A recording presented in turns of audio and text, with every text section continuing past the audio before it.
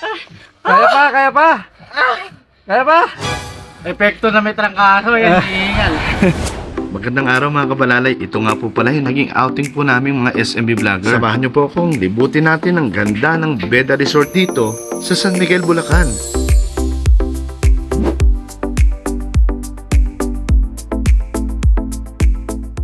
Pagpasok nga ng resort ay bubungad sa iyo dito ang napakagandang rock formation na may kasamang function sa taas.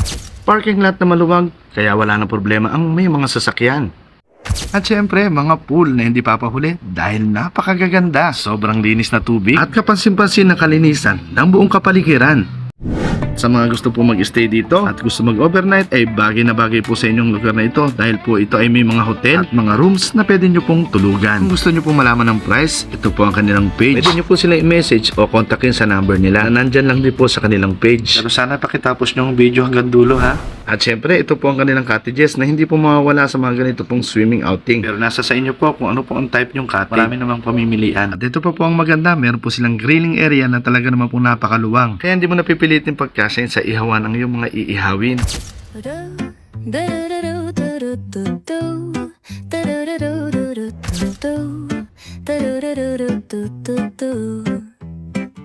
The sun is shining bright like a colorful aurora. It paints the world in hues of orange and white and more.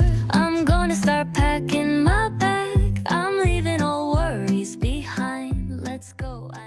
At syempre mga kabalalay, hindi tayo papayag na makauwi, na hindi tayo makakaakyat. Ito talagang isa sa napakaganda at magugustuhan ng mga adventurous na tao na kamukha ko. Dito kasi literal na ginigiliran ng daan ng mga rock formation, kaya talaga namang napakaganda. Nako. Bungad pa lang to ah. Namamanhid niya yata yung puso ko. Hinihingal lang kami. Di pala pwede ganito katawan. Mga 10 pa rin.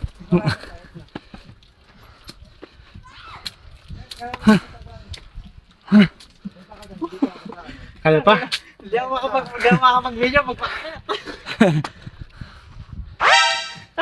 Kaya pa, kaya pa. Kaya pa. Epekto na may trangkaso, yan, hingal. Siya nga pala si Marlon Vlog na kasama kong umakyat dito. Kahit hirap na hirap ay talagang pinilit namin umakyat. Pakisupport na nga rin po pala ang kanya pong page na Marlon Vlog. Sa pagkakataon nga po na to ay kahit pagod na pagod kami ay tinuloy po namin umakyat sa pinakatuktok para po makita namin ang overview ng buong tanawin. At sa wakas nakarating na nga po kami dito sa pinakatuktok. At ito na nga po yung overview ng buong resort. Yan o. Sabiyak na bato po yan mga kabalalay.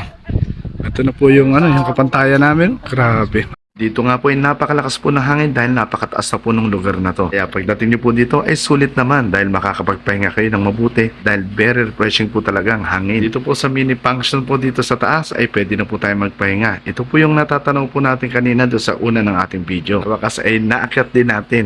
At bago nga po pala matapos ang ating video ay pasilip ko po sa inyo ang itsura niya paggabi. May ilaw po siya sa mismong pool kaya nagdadagdag po talaga ng ganda sa tubig. Kaya pagdating talaga sa picture-picture, napakaganda ng dating. Kaya kung nagbabala kayong pumunta dito ay ituloy nyo na habang bakasyon pa. At lalong may enjoy mo to kung ikay makakalikasan.